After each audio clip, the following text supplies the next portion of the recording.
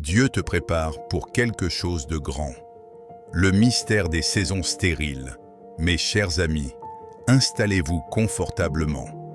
Ce que vous allez entendre aujourd'hui n'est pas un simple message de motivation superficielle. C'est une exploration profonde de la mécanique divine dans votre vie. Avez-vous déjà eu l'impression que le ciel était de bronze, que vos prières rebondissaient contre le plafond sans jamais atteindre les oreilles de Dieu? Nous traversons tous des saisons que nous ne comprenons pas.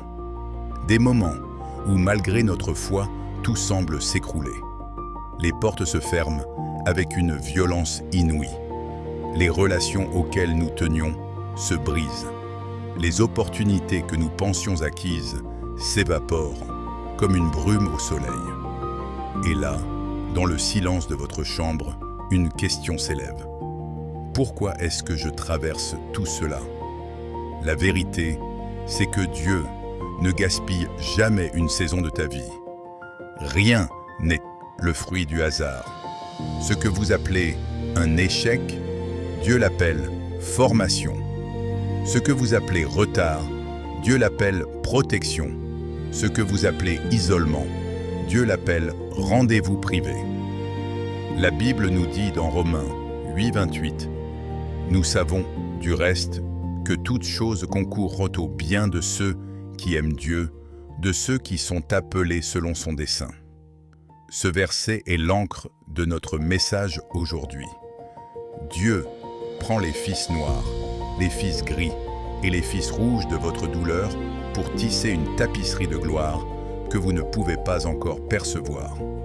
La préparation invisible, l'analogie de la semence, la puissance du lieu secret. Le monde moderne nous pousse à l'immédiateté. Si nous ne voyons pas de résultats en 24 heures, nous pensons que nous avons échoué. Mais regardez la nature. Un chêne centenaire ne pousse pas en une nuit. La structure de son élévation est déterminée par la profondeur de ses racines. Quand une graine est plantée, elle entre dans une phase de mort apparente. Elle est entourée de terre noire, humide et froide. C'est l'obscurité totale. Si la graine avait des émotions, elle se sentirait abandonnée. Elle dirait « Pourquoi m'a-t-on enterré? Pourquoi fait-il si noir ?» Mais c'est précisément dans cette obscurité que la coque se brise. C'est dans cette pression que la vie commence à jaillir. Si vous vous sentez enterré aujourd'hui, sachez que vous n'êtes pas enterré, vous êtes planté. La différence est capitale. Ce qui est enterré est destiné à pourrir. Ce qui est planté est destiné à croître et à porter du fruit. Pourquoi le silence de Dieu? Le silence de Dieu n'est pas son absence, c'est son travail stratégique. Quand un enseignant fait passer un examen à ses élèves, il reste silencieux. Il ne donne pas les réponses pendant l'épreuve, car il a déjà donné les leçons auparavant. Le silence de Dieu est souvent le signe qu'il a confiance en la leçon qu'il vous a enseignée et qu'il vous regarde mettre cette fois en pratique. L'école du désert, l'épopée de Joseph. Pour comprendre la préparation, il faut regarder Joseph. Son histoire occupe une place immense dans la Genèse, car elle illustre parfaitement le paradoxe entre la promesse et la réalité, de la tunique à la fosse. Joseph a reçu un rêve de grandeur, mais la première étape après le rêve fut la trahison. Ses propres frères, ceux qui auraient dû le protéger, l'ont jeté dans une fosse. Genèse 37, 24 nous dit « Ils le prirent et le jetèrent dans la citerne. Cette citerne était vide. Il n'y avait point d'eau. » Dieu permet parfois que les soutiens humains s'effondrent. Pourquoi? Parce qu'il veut être votre seule source. Si Joseph était devenu grand grâce à ses frères, il leur serait redevable. Mais Dieu voulait que Joseph sache que son élévation venait de l'Éternel seul. l'esclavage et l'intégrité, la maison de Potiphar. Vendu comme esclave, Joseph finit chez Potiphar. Il aurait pu se lamenter, devenir amer ou travailler à moitié. Mais il a choisi l'excellence. Genèse 39, 2 à 3. L'Éternel fut avec Joseph, et la prospérité l'accompagna. Il habitait dans la maison de son maître, l'Égyptien. Son maître vit que l'Éternel était avec lui, et que l'Éternel faisait prospérer entre ses mains tout ce qu'il entreprenait. Dieu vous observe dans votre travail alimentaire, dans ce job que vous n'aimez pas, dans cette petite chambre que vous louez. Si vous n'êtes pas fidèle dans la maison de Potiphar, vous ne serez jamais prêt pour le palais. La préparation demande de briller là où l'on est planté, même si le sol est aride. Le test de la prison, le raffinement du caractère. Accusé injustement par la femme de Potiphar, Joseph finit en prison. C'est le comble de l'ironie. Il fait le bien et il est puni. C'est ici que beaucoup d'entre nous abandonnent. Nous disons, à quoi bon servir Dieu si c'est pour finir en prison? Mais la prison était l'université de Joseph. Il y a appris la gestion des hommes, la patience et surtout, il y a rencontré les officiers de Pharaon. Sans la prison, il n'y aurait jamais eu de palais. Chaque épreuve était une pièce du puzzle. David et l'onction du désert. David est l'exemple du décalage entre l'onction et l'occupation, l'oublié de la famille. Quand Samuel vient oindre le prochain roi, Jessé présente tous ses fils, sauf David. David était celui de trop, celui qu'on laisse avec les brebis. Peut-être vous sentez-vous oublié par votre famille, par votre hiérarchie. Mais écoutez ceci, l'onction de Dieu ne dépend pas de l'invitation des hommes. Dieu sait où vous êtes. Il est allé chercher David derrière les brebis pour le mettre sur le trône. Le lion, l'ours et la préparation secrète. David a tué un lion et un ours pour protéger son troupeau. Personne n'a vu cela. Il n'y avait pas de caméra, pas de réseaux sociaux pour poster son exploit. C'était une victoire privée. 1 Samuel 17, 34 à 36. David dit à Saül, « Ton serviteur faisait paître les brebis de son père. Et quand un lion ou un ours venait en enlever une du troupeau, je courais après lui, je le frappais et je l'arrachais de sa gueule.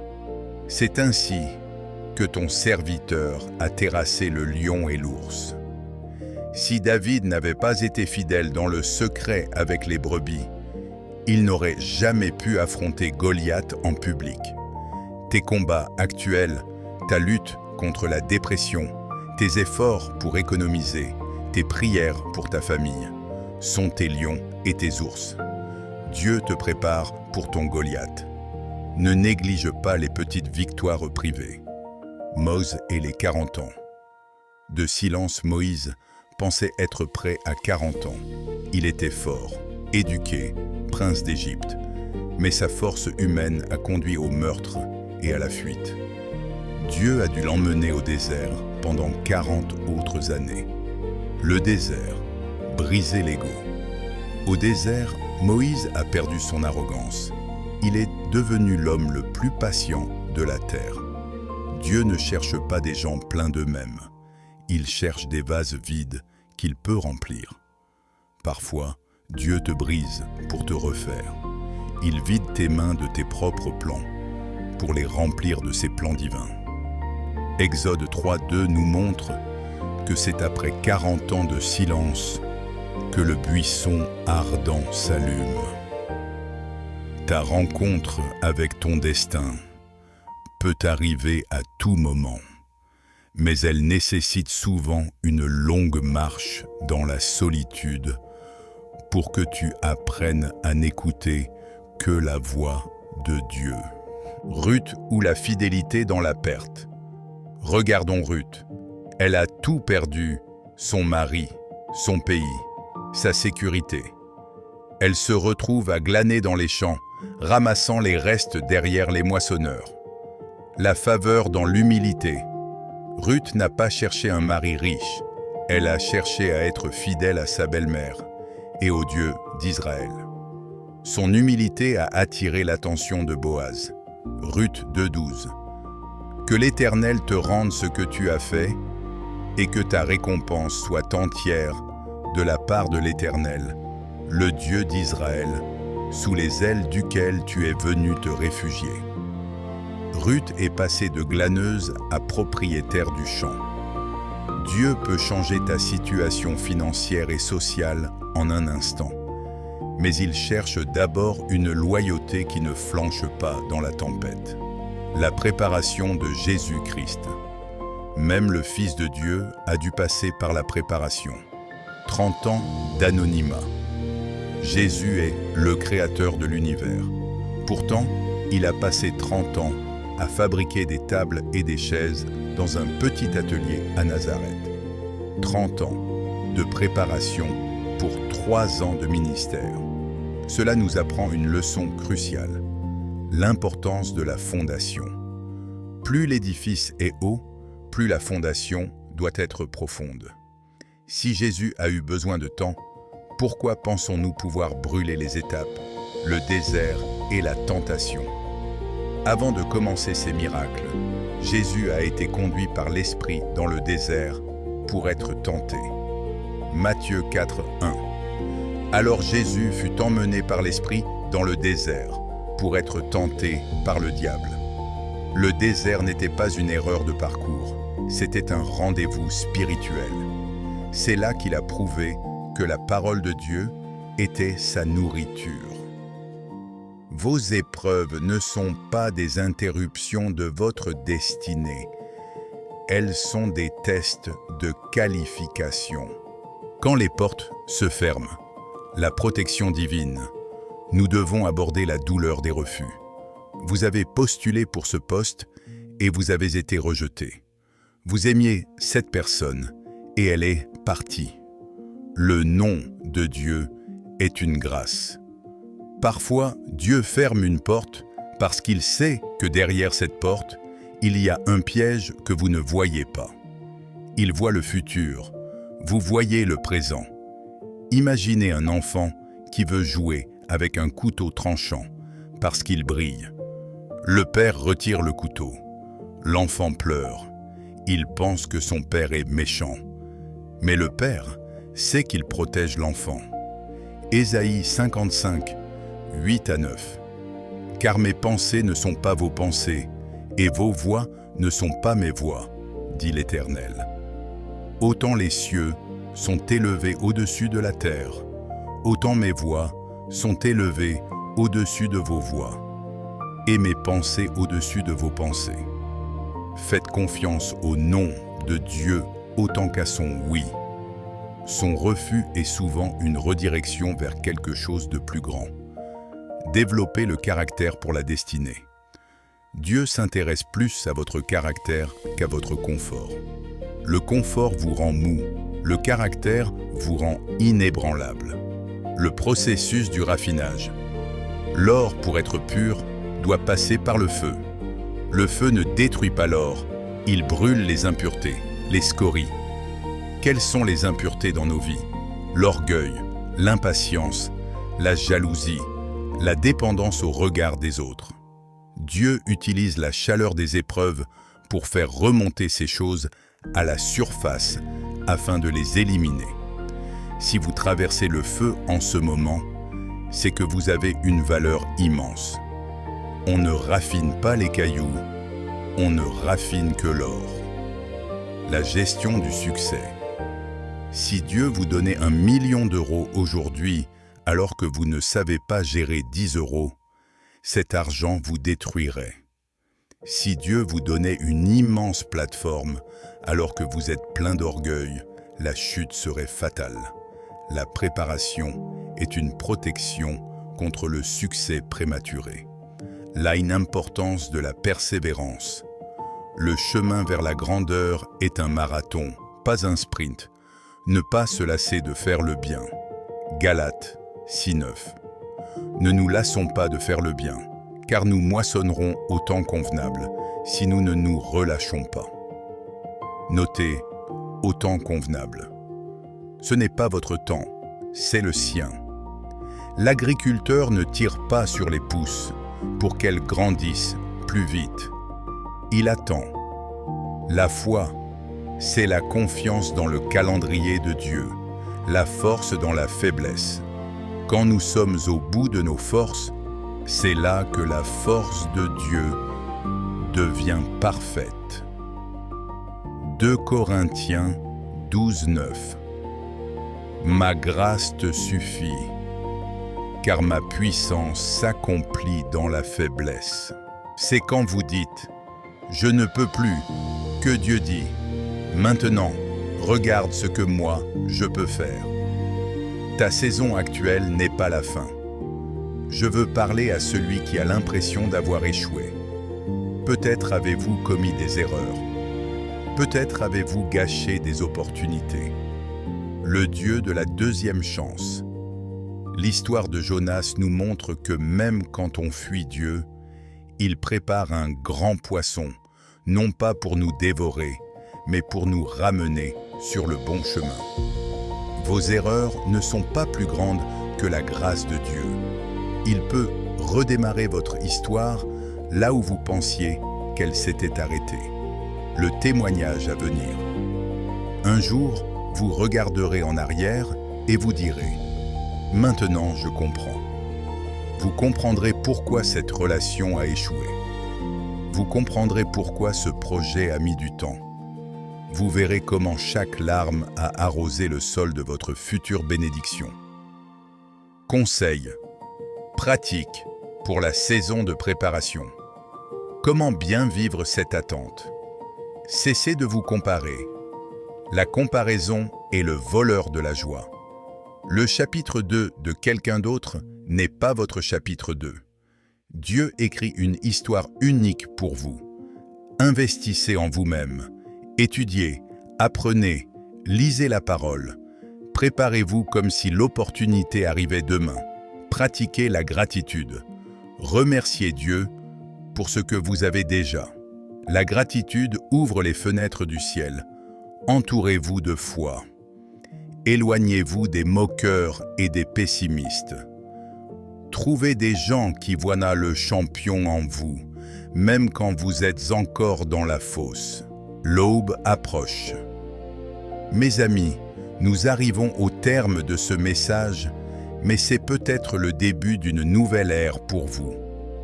Rappelez-vous, Dieu n'est pas en train de vous punir. Il est en train de vous polir. Il est en train de vous préparer pour quelque chose de si grand que si il vous le montrait maintenant, vous ne pourriez pas le supporter. Le même Dieu qui était avec Joseph dans la prison, avec David dans le désert et avec Jésus dans le tombeau, est avec vous en ce moment précis. Jérémie 29:11 est votre bannière, car je connais les projets que j'ai formés sur vous, dit l'Éternel, projets de paix et non de malheur, afin de vous donner un avenir et de l'espérance. Ne lâchez pas. Ne doutez pas dans le noir de ce que Dieu vous a dit dans la lumière. Le rideau va se lever, le soleil va se lever, et vous verrez que chaque seconde de cette préparation en valait la peine. Vous êtes un chef-d'œuvre en cours. Laissez le grand artiste finir son travail. Prière finale. Seigneur, je prie pour chaque personne qui regarde cette vidéo. Fortifie celui qui faiblit. Donne de l'espoir à celui qui est dans le désespoir. Ouvre les yeux de leur cœur pour qu'ils voient la préparation derrière l'épreuve. Que ta paix les inonde. Au nom de Jésus. Amen. Merci d'avoir suivi ce message jusqu'au bout. Si vous vous sentez fortifié, n'oubliez pas de liker cette vidéo et de la partager à 3 personnes qui ont besoin de savoir que Dieu ne les a pas oubliés. Écrivez « Je suis prêt » dans les commentaires pour sceller cette parole dans votre vie. On se retrouve très bientôt pour une nouvelle vidéo. Que Dieu vous bénisse abondamment.